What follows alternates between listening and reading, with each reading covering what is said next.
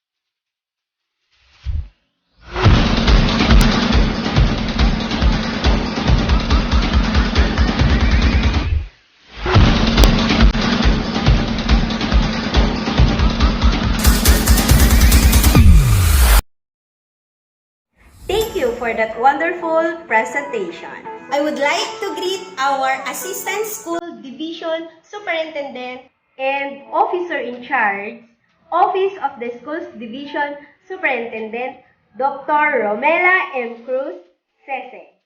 To our Education Program Supervisor and Officer in Charge, Office of the Assistant Schools Division Superintendent, Dr. Aurelio G. Alfonso.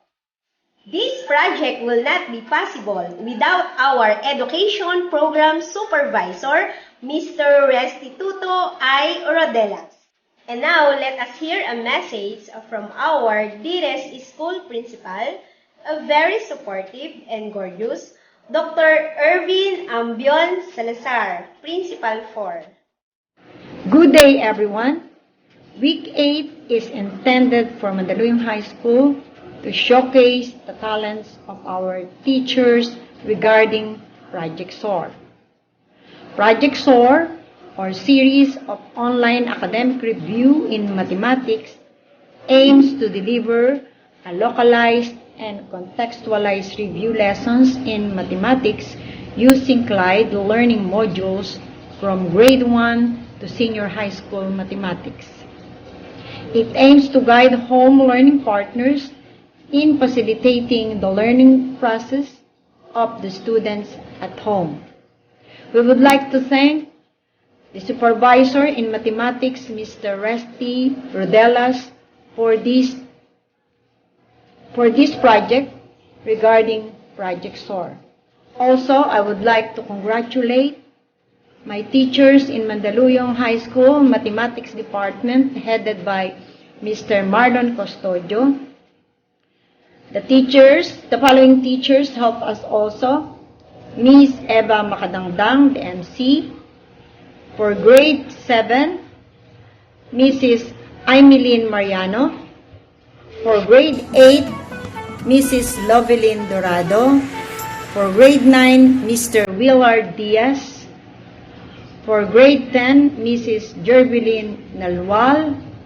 And for Grade 11, Ms. Rona Reyes, for the success of meeting its objective, Project SOAR. Ika nga, Math-sayang Math-aral tayo ng Math-tuto. On behalf of Mandaluyong High School, thank you for this opportunity. May God bless us all. Thank you, ma'am, for that wonderful message. Batang MANDunong and home learning partners, handa na ba kayong matuto? Halina at samahan nyo kami dito sa ating advanced learning lesson for week 8 of second quarter. Bago tayo magsimula, huwag kalimutang i-like, i-share, at mag-subscribe sa ating YouTube channel, the MTM channel. para updated kayo sa ating advanced video lesson. To introduce to you our grade 7 lecturer, she graduated with her degree and Math-aral at Polytechnic University of the Philippines. She is also a Master Teacher 1 at Mandaluyong High School and currently teaching in grade 7 mathematics. Batang MANDunong and our home learning partners, atin nang samahan si Teacher IMEE. Ma'am?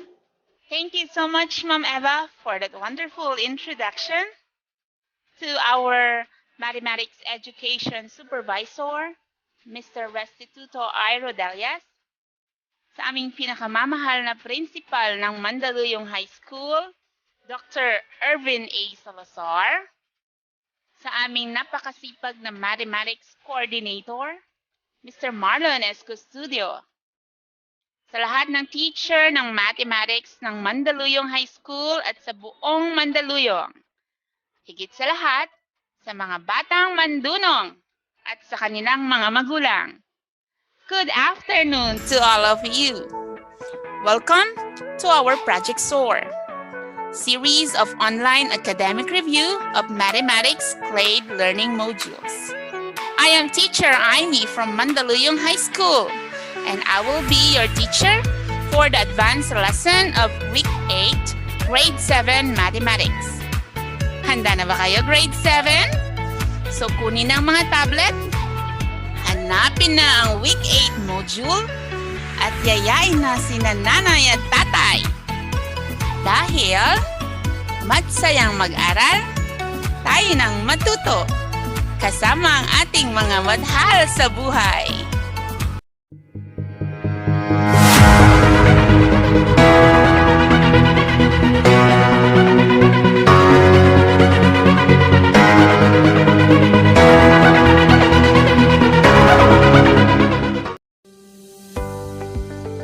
I am going to discuss with you Quarter 2, Week 8 module.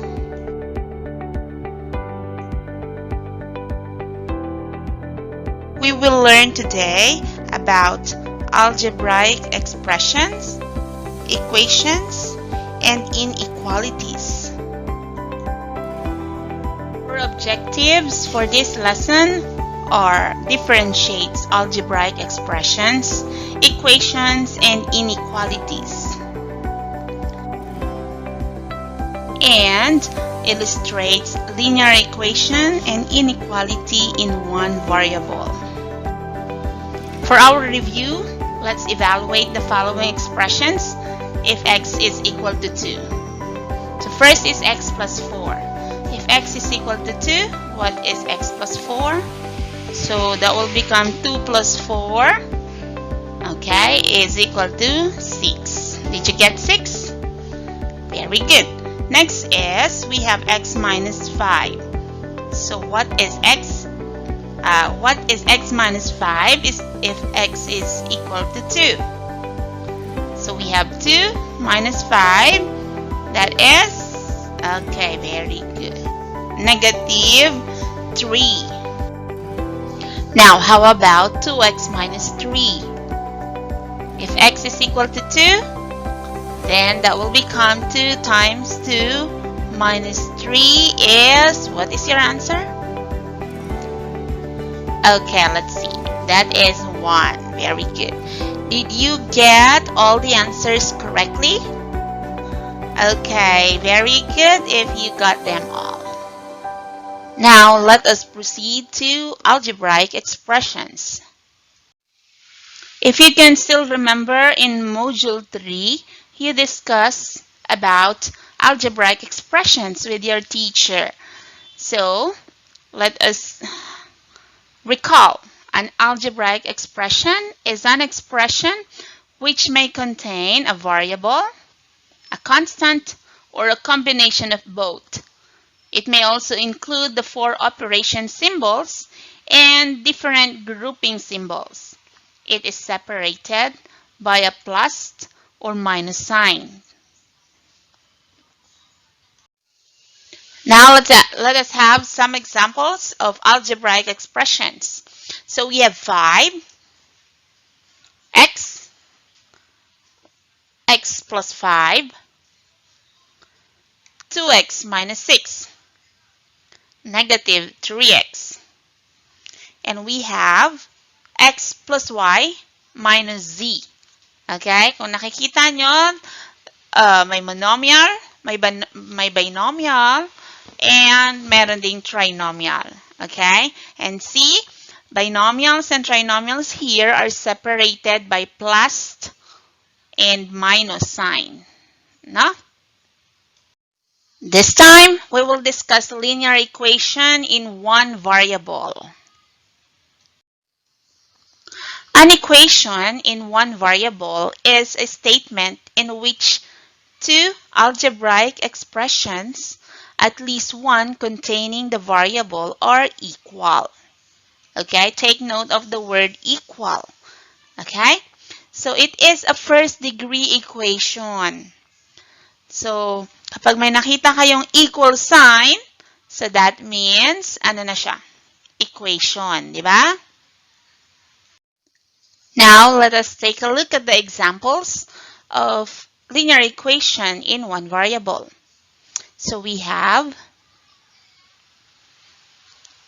x plus 4 is equal to 9. Next, we have y minus 6 is equal to 15. Negative 8 is equal to a minus 10. And we have 5b plus 1 is equal to b minus 7. Okay? Look at the equations. They all have equal signs. Tama? Yan. Ito, may equal sign. May equal sign. Therefore, they are equations. Okay? Now, it says here, linear equation in one variable. Okay?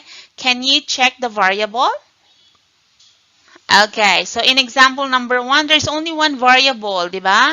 Ano lang variable natin dito? We have x. Tama? So, 1 lang. Ito, y. So, we still have 1. Dito, sa third, we have a. So, isa pa din. How about here? Ma'am, dalawa sila. Okay? Pero, look, they are the same. So, therefore, pag pareho naman pala yan, b and b here. Okay? Same variable. Okay? Same literal coefficient. So, that means you can combine them. O, ano mangyayari dyan? So, that will become what? 5b and b. Look, there is an equal sign here. So, ang gagawin natin is para mawala si b dito, we are going to what? Okay, use the addition property or simply the subtraction property. Minus lang natin, no? So, ito, pag b minus b, and then magiging 5b minus b. So, magiging 4b plus 1 is equal to negative 7. And then, the rest is computation na. Okay? Ko-compute nyo na yan. But still, ito ay isa lang sila, no? You can combine them. Okay? Okay, this time let's see the exponent. Okay, so sabi doon, it is a first degree equation. So since may equal sign na yan, so let's, and one variable then, now let's take a look at the exponent. Okay, what is the exponent of x here? Sabi first degree, dapat ang exponent niyan ay ang invisible one lang. Okay? So, dahil wala kayong nakikita dyan exponent, therefore, it is 1. Okay? In y, 1 din yan. So, in a, 1 din yan. Okay? So, kapag yan naging 2, 3, 4, 5, 6, and so on and so forth, hindi na siya linear equation. Okay? In our first example, x plus 4 is equal to 9. So, x plus 4 here is our left side of the equation. And 9 here is our right side of the equation. Okay? Left and right lang yan. Okay? In mathematics, practice is always the key. Kaya magpa-practice muna tayo.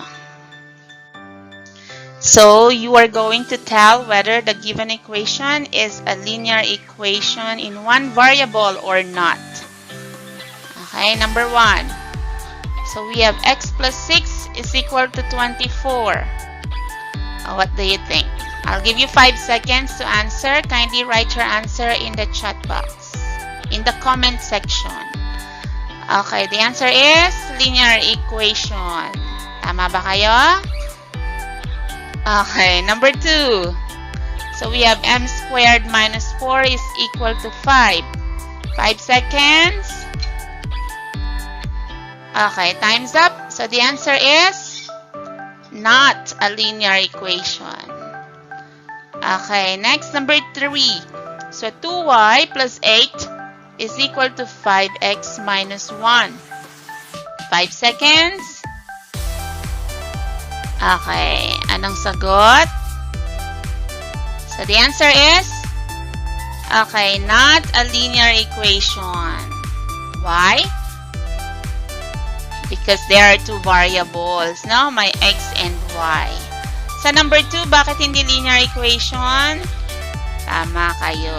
So, dahil ang exponent ay more than 1 na. Okay? So, how about number 4? Okay, y is equal to 3y minus 5. Let's see.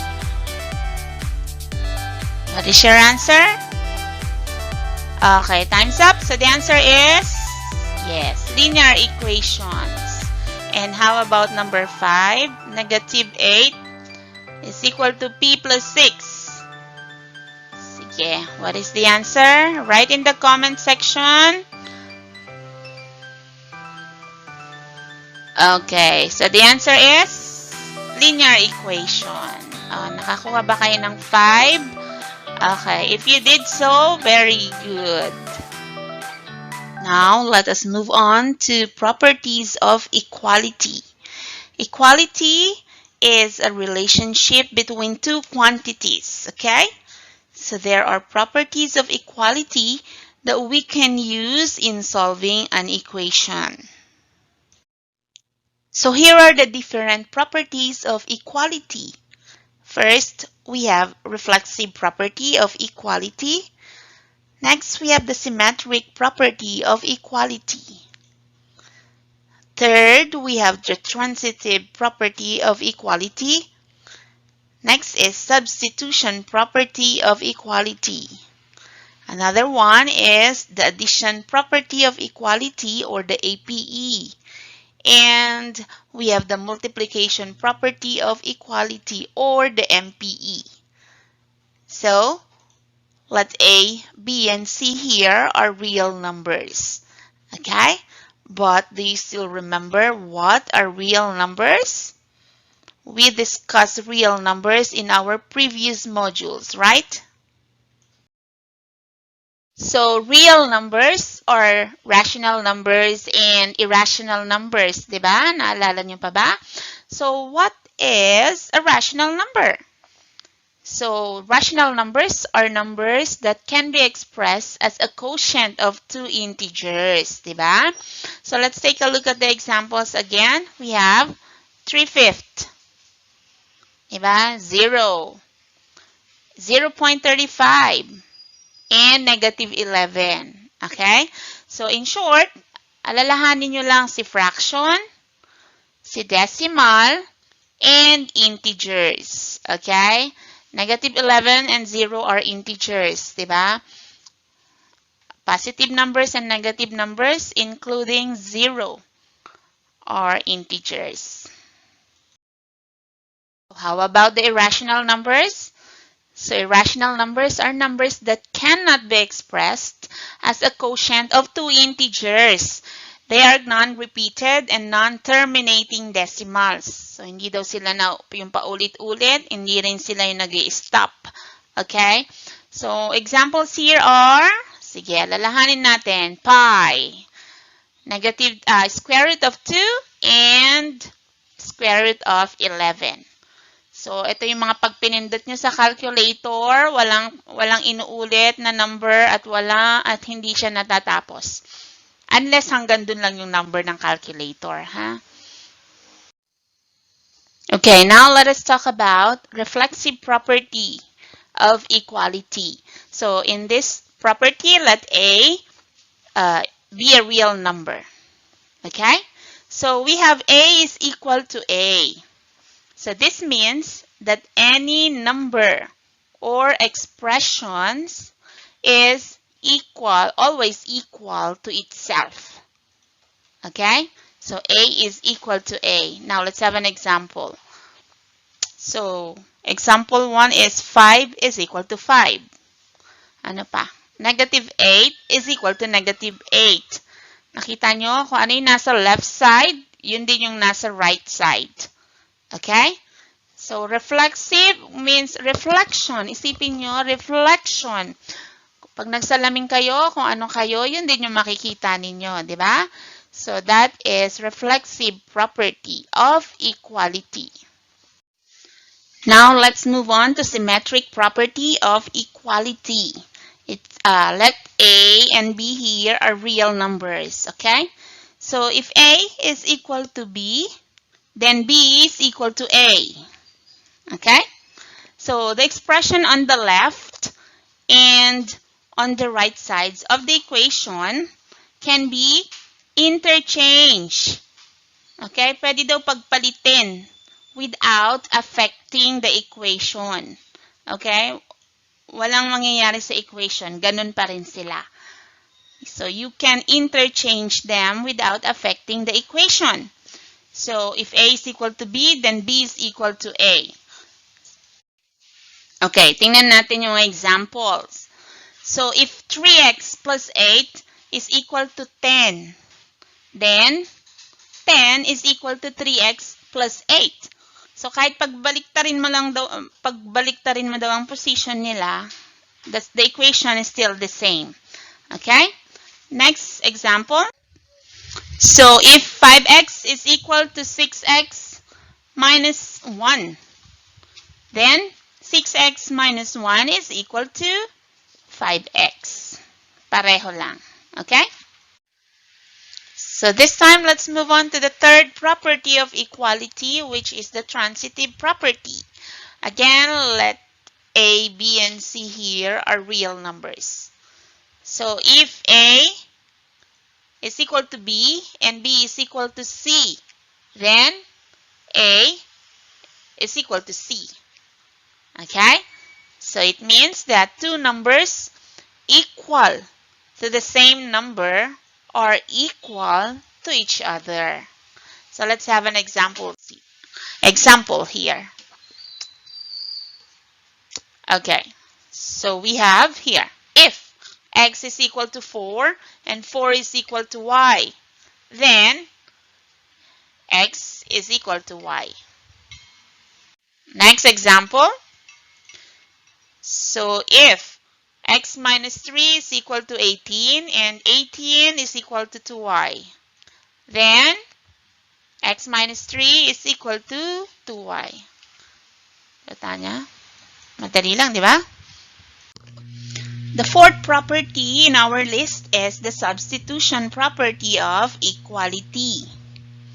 So if A is equal to B, then A can be substituted for B. And B can be substituted for A in any equation. Tingnan natin ang example. If x is equal to 2 and x is equal to y, then y is equal to 2. Example, if A minus 4 is equal to negative 8 and A is equal to B, ayan, si A daw is equal to B. So, ito si A natin. Then, B minus 4 is equal to negative 8. Nakuha nyo? So, dahil ito daw ay equal to B, this can be B. Ayan, B minus 4 is equal to negative 8. Ayan siya. Okay? Okay, next is the addition property of equality or the APE. Again, let A, B, and C here are real numbers. So, ano sinasabi dito? if the same number is added to both sides of an equation, the results on both sides are equal in value. Okay, tingnan natin ang example, ha? Now, for the example, if x minus 5 is equal to 6, then x minus 5 plus 5 is equal to 6 plus 5. Okay? So, nag-add ng 5 dito. On the other side, nag-add din siya ng 5. Okay? It should be equal. Equality. Take note of the subtraction property. If x plus 5 is equal to 13, then x plus 5 minus 5 is equal to 13 minus 5. This means that if x plus 5 is equal to 13, then x plus 5 plus negative 5 is equal to 13 plus negative 5. As you can see, galing lang siya saan? Sa addition property of equality. Now let's proceed to multiplication property of equality or MPE. Again, let A, B, and C here are real numbers. It states that if A is equal to B, then AC is equal to BC. Okay, or A times C is equal to B times C. It means that if both sides of the equation are multiplied by the same number, the results on each side are equal in value.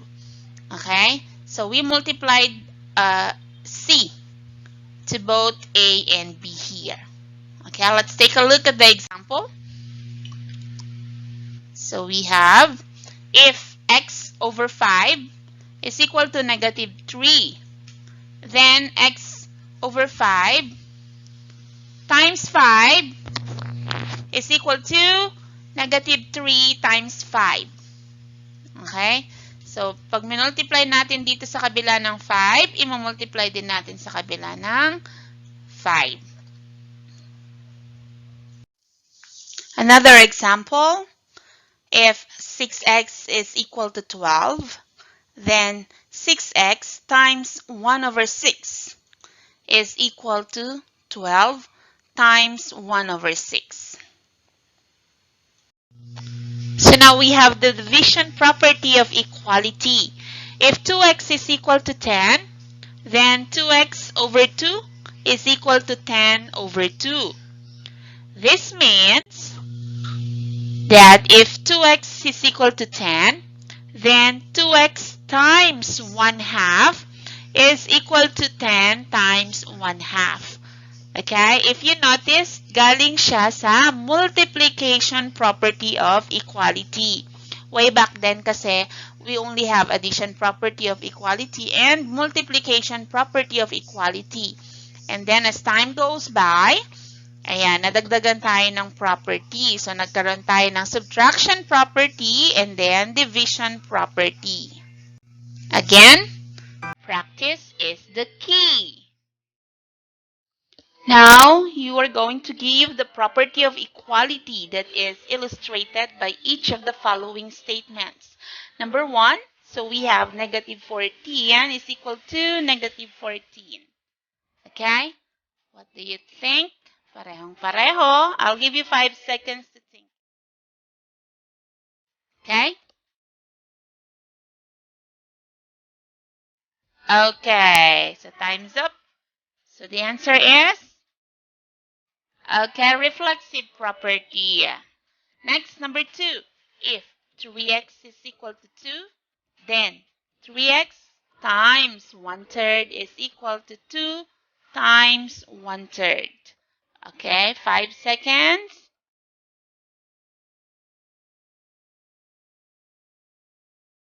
Okay, time's up. So what is the answer? It's multiplication property of equality. Okay? So that's MPE. Next, we have number 3. If n is equal to 9, then 9 is equal to n. So what do you think? Again, think for 5 seconds. 2, 1. Okay, there you go. So what do you think is the answer? Okay, symmetric property of equality. Did you get them all? 3 points? Okay, let's move to the other number. Now let's continue with number 4. So if y is equal to 3 and 3 is equal to z, then y is equal to z. There's the clue there. Come on, for 5 seconds. Think, think, think. There you go. So what is your answer? Okay, transitive property of equality. Next, we have number 5.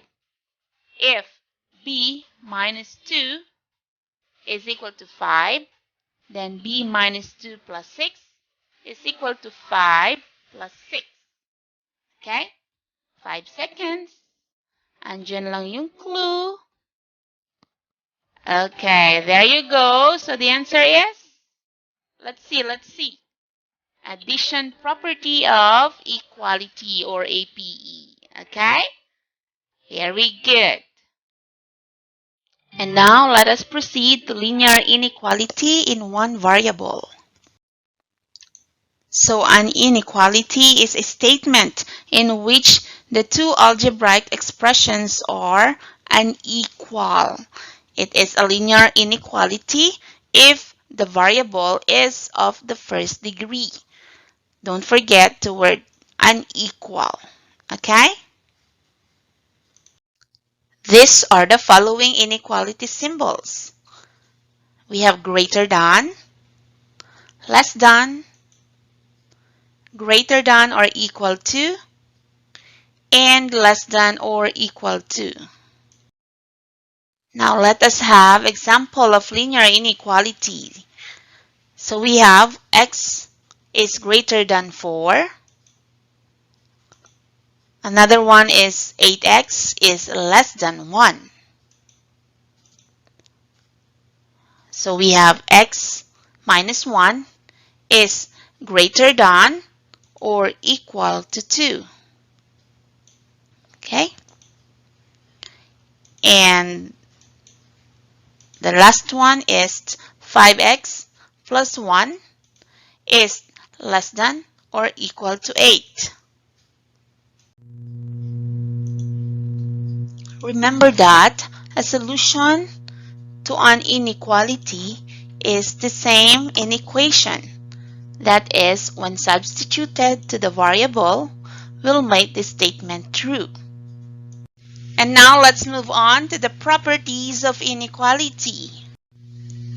For any real numbers a, b, and c, we have the properties of inequality. So first is transitive property of inequality or TPI. Another one is the addition property of inequality or API.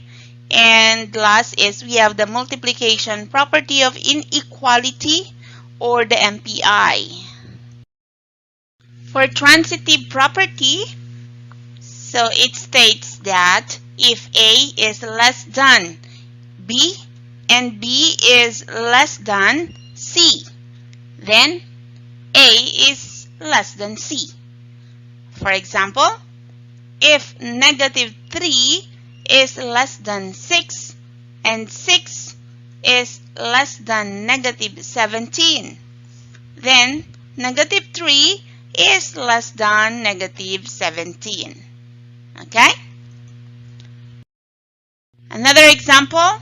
So we have if 3x is greater than or equal to 21 and 21 is greater than or equal to negative 15, then 3x is greater than or equal to negative 15. Okay, so the next property is the addition property of inequality. So it states here that if A is greater than B, then A plus C is greater than B plus C. Okay? And if A is less than B, okay, then A plus C is also less than B plus C. Okay, let's look at the examples. Okay, take note of this. The inequality symbol does not change if the same number is added to both sides of inequality. Okay, look at the symbols. So it is still greater than, less than, less than. Okay, it does not change. Now, let's look at the example. If 8 is greater than 5, then 8 plus 4 is also greater than 5 plus 4. Okay? See, same number was added. So 4 plus 4 plus 4. Next example. If x minus 2 is less than or equal to negative 6, then x minus 2 plus 2 is less than or equal to negative 6 plus 2. See? Walang nagbago. Okay? Next, we have the multiplication property of inequality. So there are two cases here. If the first case is if C is greater than 0. Okay? So A is greater than B, then AC is greater than BC. And if A is less than B, then AC is less than BC. Okay? Next, we have the second case. If C is less than 0. So if A is greater than B, then AC is less than BC. And if A is less than B, then AC is greater than BC. What did you notice? Okay, so now, the inequality symbol, look at the first example or the first case. The inequality symbol does not change if a positive number is multiplied to both sides of the inequality. Napansin nyo? So, hindi nagbago, di ba? If C is greater than 0. But, okay? But, if we multiply a negative number on both sides of the inequality symbol, paano naging negative number? Because C here is less than 0. Pag sinabing less than 0, those are negative numbers already. Okay? So sabi dyan, the inequality symbols, we need to what? Reverse the inequality. So from this greater than symbol, then magiging ano siya? Less than. We will what? Reversed. So you are going to write the opposite. So negative, less than, then magiging greater than. Okay? So this is the case if C is less than 0. Okay? Now let's have an example here. If 4 is less than 7, then 4 times 5 is less than 7 times 5. We multiplied what? Same number. Tama? Positive number. So that will become 4 times 5, that's 20. And 7 times 5 is 35. See that? Walang nagbago. Less than pa din siya. And it is true. 20 is less than 35. Diba? Okay. Okay, how about in our next example? If 4 is less than 7, then 4 times negative 5 is it less than? 7 times negative 5. Anong sabi kanina? Kapag magmumultiply kayo ng negative numbers to both sides of the inequality, what will happen with the inequality symbol? So, magiging, ano na siya? Okay, greater than. So, it will reverse. Sabi, di ba, mababaliktad siya. So, the final answer here is negative 20 is greater than negative 35. So, the statement is true because negative 20 is greater than negative 35. Okay, don't forget to reverse the inequality symbol. Solution of an inequality can be graphed using a number line. So, let us observe the following graph. So, the first one is this. Nakita nyo, ang inequality natin ay x is less than negative 2. Okay, take a look at the graph. So, asan siya? So, nasa negative 2. Tama? Negative 2. And then, going to the left. So, dun siya papunta kasi lahat ng numbers na nandito ay less than negative 2. Hindi pwede sa kanan kasi puro greater than negative 2 yan. Okay? So, it could be negative 3, negative 4, negative 5, hanggang sa dulo ng walang hanggan. Okay? Up to the negative infinity. Okay. Paano natin siya i-graph? Kung kayo mag-graph, paano nyo gagawin? Okay, that's the clue. Negative 2. Ayun. It is an open dot kasi ano siya? Dito makikita nyo. Kasi less than lang siya, no? And then, going to the left, ayun. Hanggang dun sa walang katapusang number. Okay, so that is what? X is less than negative 2. Nakuha nyo kung paano mag-graph. Another one. So we have x is greater than 3. Okay, again, the clue here is 3. So we have 3 and then saan papunta? Greater than daw siya, kaya going to the right. Nakuha nyo? Now, how are we going to graph this? So again, kay 3, saan papunta? Ayun ang buntot ni greater than. Okay? Next, we have x is less than or equal to negative 1. Okay, kung napapansin niyo, ano na siya? Meron na siyang, yes, solid na siya. It's a solid dot. Okay? And then, because of what? Ito, less than or equal. So, pag meron na siyang equal, so it's already a solid dot, no? And then, going to the left, kasi less than pa rin. Okay? So, how are you going to do that? So, ayun, si negative 1, papunta doon sa kaliwa. Okay? Another example is this one. X is greater than or equal to negative 2. So, asan siya? So, negative 2, ayun. Saan papunta? Greater than daw. So, syempre, papunta sa kanan. Okay. So, another one here is, ito naman. Paano pag nasa gitna? Pinapagitnaan siya ni negative 1 and ni positive 4. O, syempre, nasa gitna ngayon ng graph. Okay? So, negative 1 and then positive 4. So, paano siya gagawin? So, x daw is, ayun. Punta muna tayo kay negative 1. So, it's an open dot. So, negative 1, tapos hanggang kanino? Kay positive 4. Open pa rin siya. Okay? So, si x daw is greater than what?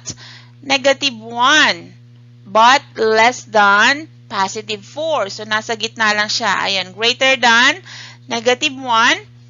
Tapos, doon naman si negative 4, si 4. Okay? And then, ano mangyayari? Oh, yan lang siya. Yan lang yung shaded part niya. Okay? So, pareho pa din. And now, let's move on to our practice. So, you are going to match each inequality in column A with its solution in column B. Okay, so ito ngayon yung column A and then ito yung column B. To reveal the meaning of the word SOAR. Ano ka ibig sabihin ng SOAR? For number 1, what do you think is the graph? Okay, what letter? Sige, can you write it in the comment section? Yes, we have R. Diba? Kitang-kita. So that's positive 4 going to the right, the arrow going to the right. Okay? Next, we have x is less than 0. O, asan si 0? Hanapin si may 0. Yun. There you go. So we have, okay, I. And how about number 3? Asan yung may negative 1? Sige, hanapin si negative 1. So we have, yan, S. Diba? And syempre, last but not the least, nasan si my 4? So we have letter E. So what does the word soar mean? Okay, this is a synonym of the word soar. It means to rise. Okay? So, Batang MANDunong, soar high in the direction of your dreams. Thank you for watching. Laging tandaan, Batang MANDunong, walang maiiwan kabahagi ng bilang.